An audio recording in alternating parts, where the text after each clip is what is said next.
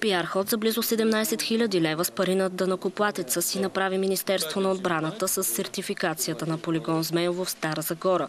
Толкова струва сертификатът по опазване на околната среда на военното съоръжение, като почти 6 000 лева са дадени на консултанта.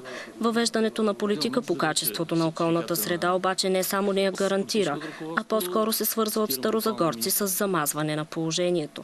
Сертификата гарантира, че специалисти ще наблюдават това. Тази фирма, това е задачата. 3 години те да извършат мониторинг. Това не искам от тях. Ние не се занимаваме с такива работи.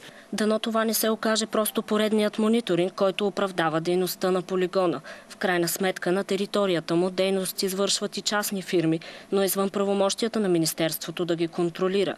Специалисти в областта на опазване на околната среда се съмняват, че този сертификат ще гарантира реален контрол на процесите на територията на полигон Змейово.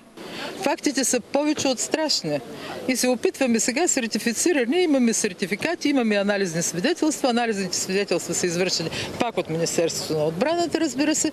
Това изобщо няма да коментираме и няма да спорим, но действителността, която всички нас плаши и която всички нас не само не плаши, тя ни засяга убийствено, върху това нищо реално нямаме. Напротив.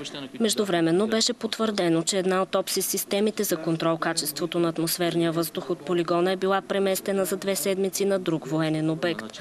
Това породи съмнения в старозагорската общественост за нерегламентирани дейности. Заместник-министър Радев се оправда, че системата е ползвана по предназначение в Сливница и заяви, че всеки има право да се съмнява и да задава въпроси.